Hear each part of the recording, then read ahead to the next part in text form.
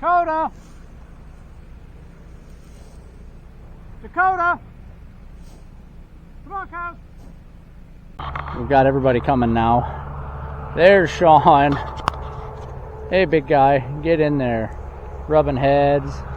Dakota's running now. And there's Violet.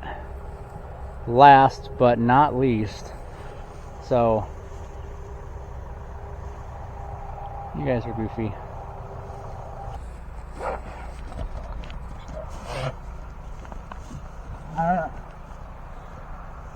I don't know why, but the first bale of the year is always like this. The first bale last year, they went crazy.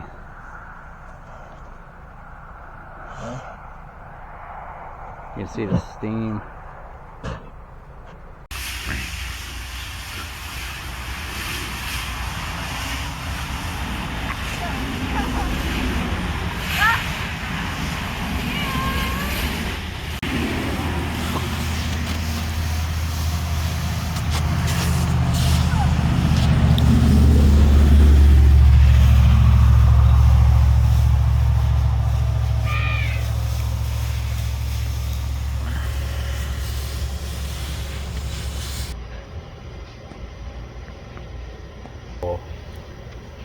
Troubleshooting my neighbor's furnace. Won't start. There's no combustion air pressure. Yeah, found out why. A little birdie climbed his way down into the fan, died, and plugged up the combustion air fan. So we're not building any combustion airflow. So there's a wing.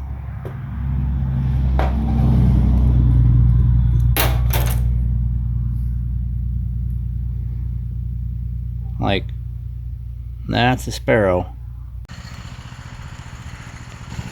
Alright, so I've decided to go ahead and mill my own white oak mud sills, whatever you want to call them. Generally pressure treated pine 2x6 would be your skirt board, mud sill, whatever you want to call it, for the bottom of the building. And I'd say, you know, that's absolutely fitting if you're not going to have gutters on the building, because you're going to have a lot of splashback up on the side of the building. We're going to have gutters on this building, so we're not going to have a whole lot of water splashing back. And 2x6 16-foot pressure treated is like 23 bucks, and I need 5 of them. So, you know, that's $125 in lumber. So I've got the sawmill fired up. Got this really nice white oak on the ground. Back in our woods along the fence there, we're running a perimeter trail all the way around our 28 acres of woods or so, for hunting access and other access around the outside of the property. There's a logging road that goes down the center of it, but for hunting purposes and stuff like that, most of the time you just blow deer out. If you go to hunt from the inside out, you're just going to blow deer out. So what we're trying to do is establish a perimeter trail around the outside of the woods. And on the north side of our woods, where the entrance to the woods is, that perimeter trail, there are a bunch of white oaks. This white oak here, the butt of the log should give us, probably 4 2x6s. And then we need either another 16-footer out of this or get some 8s out of it. So those 2 logs are 16s. So we're gonna throw them up on the mill and get them diced up here.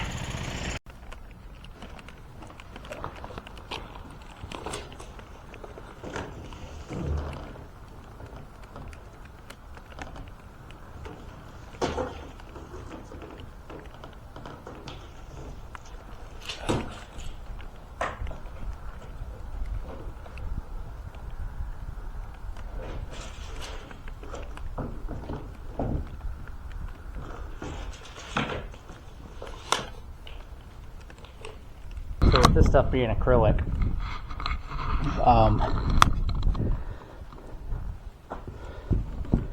it cuts pretty good.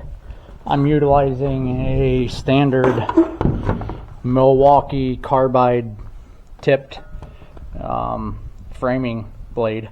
Cuts it fine. The big thing is just the smell. I don't know if you guys have ever spent any time in a nail salon with your mom when you were a little kid. Like, obviously I'm mid-30s, so it wasn't too long ago, and it smells like a nail salon.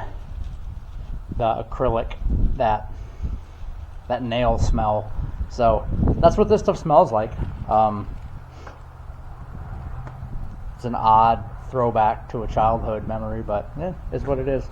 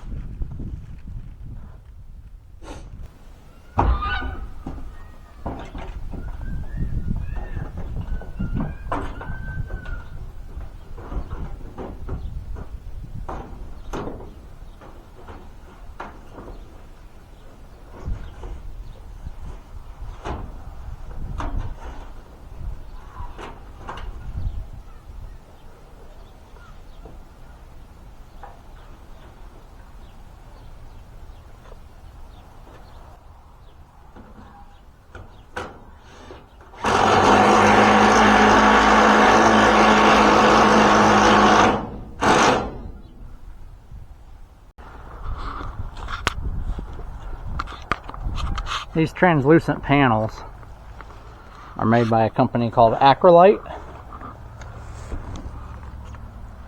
or Acrylit. I don't know, Acrylite. If you look it up, you can find it. So this is an acrylic impregnated woven fiberglass, and with acrylic, it's flexible, but it'll crack. So you have to pre-drill everything, and it's pretty thick stuff, really. 16th inch probably. So comes in this case it came in 10-foot 8-inch sections, so cut them into 3-foot 6 5/8, and that'll get you pretty much 3 pieces.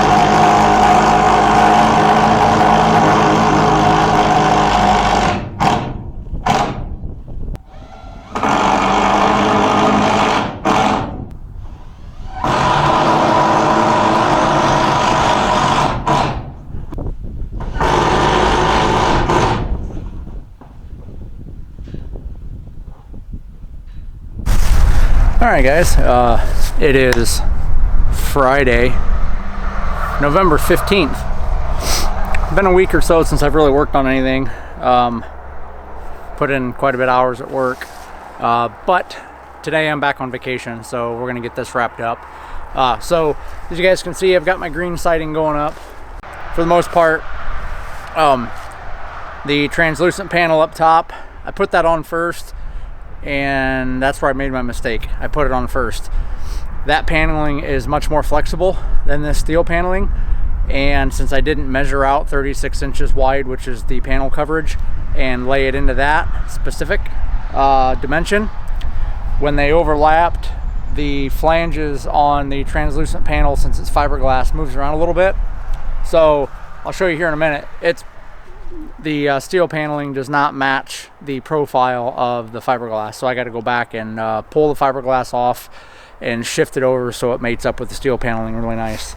We got a new tool, which is the Harbor Freight Hercules metal nibblers, and they're awesome for doing this profile nibbling, cutting these panels and stuff. But the big thing is, this is the south side of the building, and I've come all the way before I get this last piece on here. And this last piece that's going to go on, before I go any further, I'm just going to go ahead and knock an opening in here, and we're going to put a door in. I don't foresee using it, but I've got a couple door slabs laying around from doors that I've replaced in our rental and things like that. So I've got a slab. I'm just going to go ahead and put a door in here. When I began putting this paneling up, and yes, I use green screws that are getting replaced. They'll be whites. So that first panel that I put up looks pretty good, right? But then, without having a fixed steel panel, you know, below, it started doing this. And so by the time I'm down a full 40-foot span of the building, now we're way off. See that? See how far off we are? And that's my fault, because again, that fiberglass panel moves around a lot more. So what I did was, after the first steel panel went up, this is what you always should do, is you should mark 36-inch intervals, and that's where your steel paneling is going to go on. So when you lay your next panel up, it lays right on that mark. And then you've got a mark up top, a mark down at the bottom. It's plumb, and you lay it right to that. You've got your overlap, and boom, no questions about it. So when we moved in, the family that lives next door told us that, you know, at a few times through the history of being around here, that they've fought with having trespassers on the property back here deer hunting. And last Saturday, I was in the house with the boys, and my wife texts me, and she's hunting, sees a deer. She's looking at this buck, and so it's like, okay, cool, hopefully she gets on him. I get a phone call, and I'm getting ready to hop in the shower because we were going to go to town after she got out of the stand. And I get a phone call just as I'm getting in the shower, and she's whispering, and she says, "There's two guys back here with flashlights." So I throw clothes on, and I run back to the woods on my four-wheeler to find two guys with flashlights, blood trail on a deer. Now, in the state of Ohio, the way the law is, the landowner has to have their property posted in order to be able to trespass a trespasser on the first offense. Which is kind of silly to me, because if you're deer hunting, you need to know where the property lines are, and you need to abide by them. You know, you're not going to go out hunting and just kill any and everything that you see. If you're hunting, you're going after a certain species of game. You need to know what's in season as far as your weapon.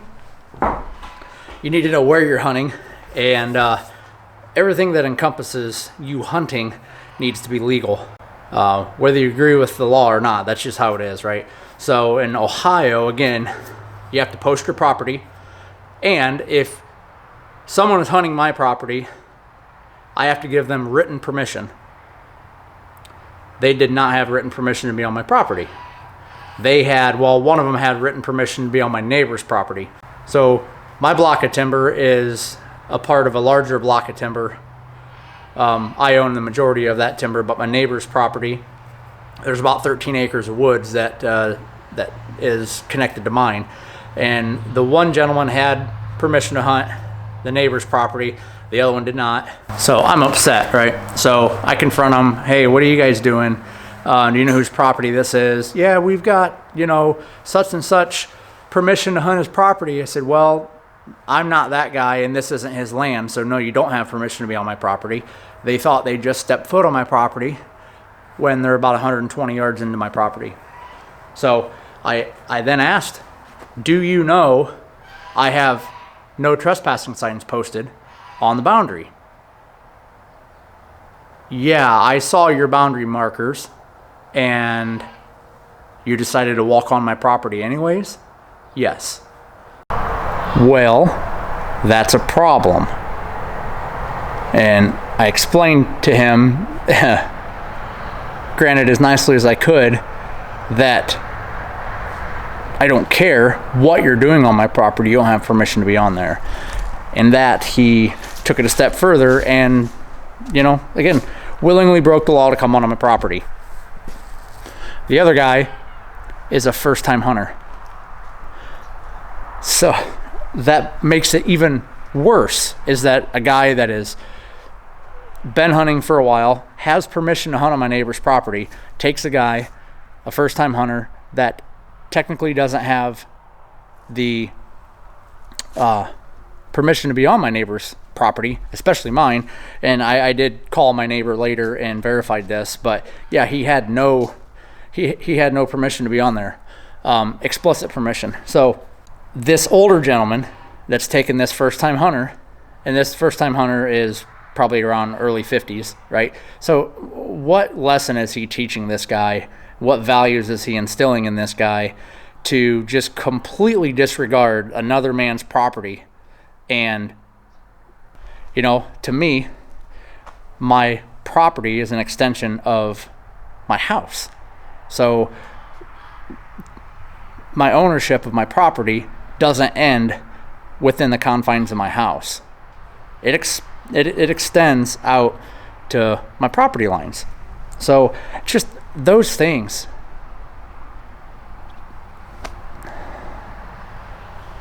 What, you know, what do you say to that? What do you do to that? So I take my wife up to the house on the four-wheeler. It gives me a little bit to calm down. And I start thinking in my mind, you know, how far should I take this? I had every right to call the game warden, get them involved and trespass these guys. But I go back and, hey guys, let's find this deer. We find this buck and they tag it. I drag it off my property to the neighbor's property, where I find out that they had, the first year hunter had shot a buck earlier in the day and they had already found it. So I took it to that buck, and then I took the one guy across the field to get his truck so he could come back. So we threw him in the back of the truck. But it's just one of those things that, you know, no matter where you go, it seems like you're always fighting people that have no regard for anybody else's property. And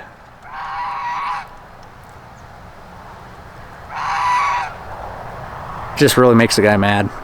But that's what it is. We're gonna hook the electric fence back up so it's hot tonight.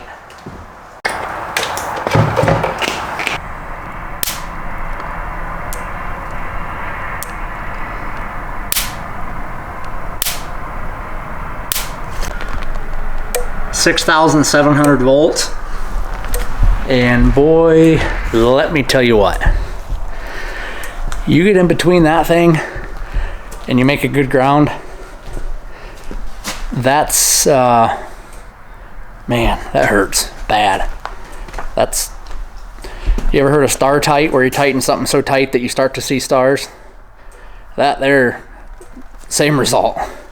The goal later on, the reason why we put the door there is because the space between the post and the wall out to about here, this is all going to be framed in. We're going to have a little milk, I don't want to say parlor, because I don't know, it's not really what it is, but it's a room that we're going to be utilizing to keep our milking equipment in, keep things clean. And so when we come out here to milk, everything will be out here in a dry, clean, warm room, and we'll be able to take that out, put the cow in a milking stanchion, milk her, come back in here, clean everything up, filter the milk and all that, and then take it right into the house. So that's really all that's been going on. We've been slowly knocking out some items on our checklist here to get this done before winter really sets in. Thanks for watching.